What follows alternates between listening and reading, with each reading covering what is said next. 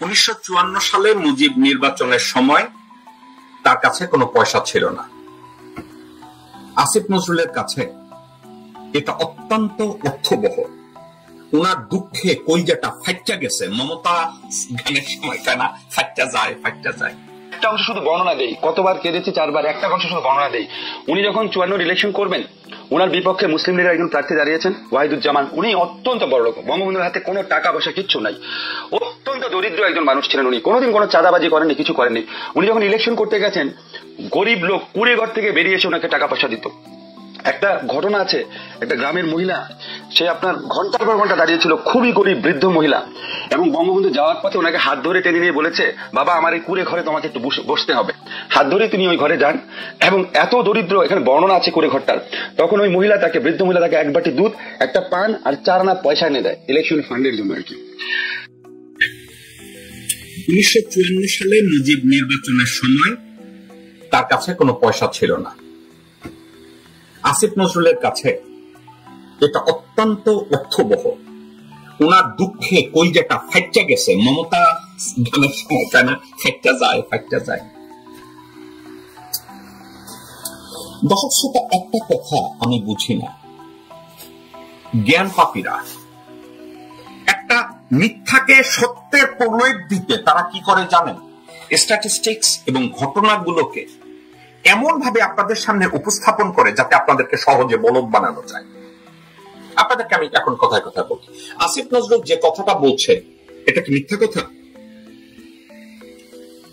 আপনাদের মনে আছে হাসিনা এক সময় হঠাৎ করে 96 সালেও বলে নাই, কিন্তু 2007-08 সালে হঠাৎ করে বায়বীয় ভাবে উনি দাবি করে বসলেন উনি আউয়াল দরবেশের বংশধর।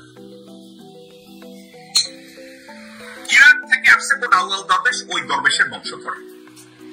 এখন এই আউয়াল দরবেশের যে বংশধর, এটা দাবি করার 96-তে করে নাই, 90 সালে করে নাই, 86-তে করে নাই, 80-র দশকে করে নাই, 70-এর দশকে করে নাই, পাকিস্তান আমলে করে নাই। হঠাৎ 2008-09 সালে উনি দাবি করে বসলেন ওনারা আউয়াল দরবেশের বংশধর। আসলে কি ঘটনা আপনাদেরকে বলি। ক্যালকাটা এবং বাংলাদেশের কিছু চেতনাজীবী বুদ্ধিজীবীদের পিছনে পয়সা খরচ করা হলো, পদ ও পদবি দেওয়া হলো, তাদেরকে বলা হলো আপনারা মুজিবকে আউয়াল দরবেশের ন্যারেটিভ, আগে প্রথম তারা একটা রিসার্চ করলো। দর্শকবৃন্দ কথাটা মনোযোগ দিয়ে শুনবেন।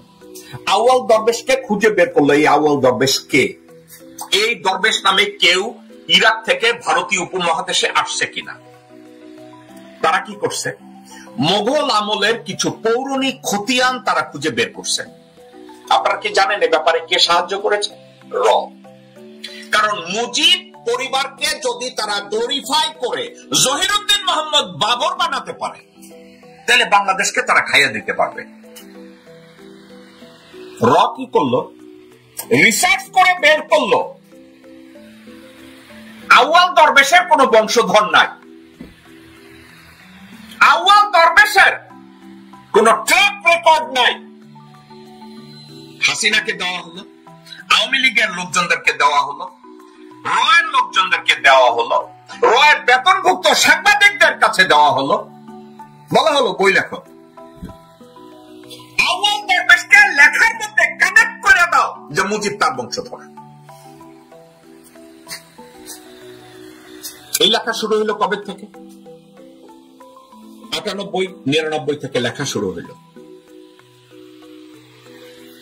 একেবারে পুরা থুথু দিয়া ল্যাব জাপ দিয়া চারিদিকে কাবার টাবার কইরা তারা উইকিপিডিয়া তৈরি করে ফেলাইলো। উইকিপিডিয়া তৈরি করার পরে লেখকদের বলা হইলো তোমরা এবার প্রচার করা শুরু করো যে মুজিব আউয়াল দরবেশের বংশধর। এখন আমি 80-র দশকে এনএসআই ডিজি ছিলেন হাকিম সাহেব, জিয়া রহমান সাহেব, আমি ভুল বলছি, জিয়া রহমান সাহেবের সময়। আপনারা চেক করে দেখেন, আমি আপনাদের সাথে এটা নিয়ে লুকাবো না, খুঁজে বের করেন, তার এগুলো সব খুঁজে বের করে ফেলেন। আমি জানি না আহমেদুল কবির সংবাদের না, উনিও মারা গেছেন। আচ্ছা, একটা কথা আমার মনে আছে, এই হাকিম সাহেব একদিন কথায় কথায় বলেছিলেন যে উনি রেকর্ড ঘেটে ফরিদপুর থেকে জিয়াউর রহমানের শাসন আমলে জিয়াউর রহমানই খুঁজে বের করেছিল যে জিয়াউর রহমান অত্যন্ত বুদ্ধিদীপ্ত এবং ওটাকে কি বলে, ইংরেজি শব্দটা কি, ডিটেল ওরিয়েন্টেড, এর বাংলা কি, ভালো বাংলা কি আমি হয়তো জানবো না, একটা জিনিসকে বিশাল ভাবে উনি দেখতেন। তো উনি বললেন যে জিয়াউর রহমান সাহেব জানতে চাইলেন যে শেখ মুজিব সম্পর্কে ওনার আগ্রহ আছে, ওনার বংশ সবকিছু। হাকিম সাহেব উনি হিস্ট্রিক্যাল ইভেন্ট এনএসআইডিজি পর্যন্ত অনেক রিসার্চ ছিল, সেখান থেকে খুঁজে বের করলো যে শেখ মুজিবুর রহমান সাহেবের বাবা লুৎফর রহমান লাল মিয়া, তার বাবা আব্দুল হামিদ, আব্দুল হামিদের বাবাই ছিল নারায়ণ চন্দ্র পাল, বংশে ছিল ওই যে হাড়ি পাতিল বানাইতো। তাতে কি দোষের কিছু? দর্শক শ্রোতা, আমার 14 গোষ্ঠীর আগে কেউ যদি হিন্দু থেকে থাকে, সনাতন ধর্মাবলম্বী থেকে থাকে, সো হোয়াট? আমি এখন মুসলমান, আমার বাবা মুসলমান, দাদা মুসলমান, তার বাবা মুসলমান, তার বাবা মুসলমান, আমি তাই জানি। এখন তার আগে কেউ যদি হিন্দু থাকে, ভাই ওখানে আমার তো কোনো নিয়ন্ত্রণ নাই, ছিল না। কিন্তু হাসিনা আপনাদেরকে বলদ বানানোর জন্য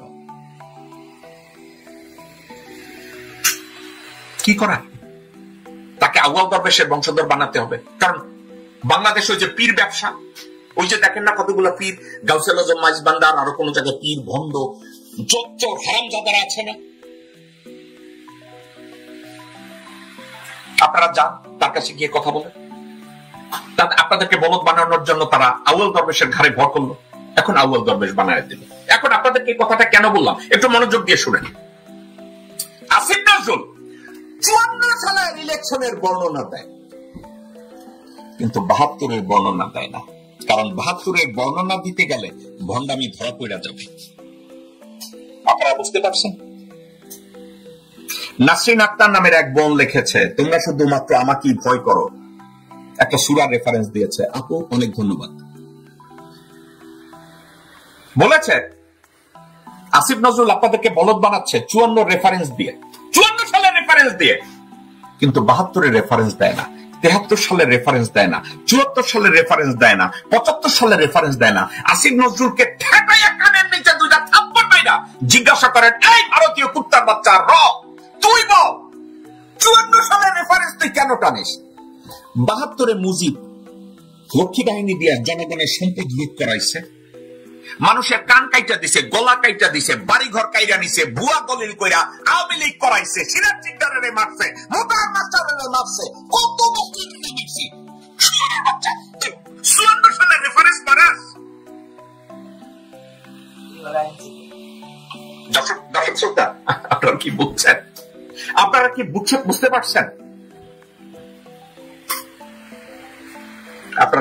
আপনারা আসিফ নজরুল বলছে 54 সালে শেখের কাছে পয়সা ছিল না। আমি একটা নোংরা ভাষায় ভাবে আমি 54 সালে মুজিবের আর মুজিব যে সরওয়ার্দির পাঞ্জাবির কোনা ধরে আরো কি কি করতে হয় আজকের এই আলোচনায় না চাই। রাশাদুল আলম নামে এক লোক করছে, মাইজ ভান্ডারে তোমারে কি করছে। ভাই এই মাইজ ভান্ডারে তোমাকে কি করে, বাংলাটাও আপনি ঠিক মতো লিখতে পারেন না, আর আপনি আসছেন এখানে মন্তব্য করতে।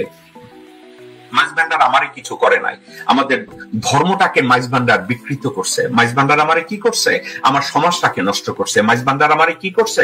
পুরা দেশটাকে ইমব্যালেন্স করছে। মাইজ ভান্ডার আমারে কি করছে? ওই এলাকায় রেডিয়াস মাইলে চট্টগ্রামের বহু মানুষদেরকে 50-60-80% লোকজনদেরকে মিসগাইড করছে। আপনি লেখাপড়া করছেন? আপনি তো করেন নাই। আফরান খান সবুজ এই বলদটাকে বাংলাদেশি বলদ রে ভাই, বাংলাদেশে ভালোবাসে। আপনার যোগ্যতা আছে আমার সাথে এসে কথা বলার? ওটা তো নাই। আসেন না, একটু কথা বলি, গালি দেব।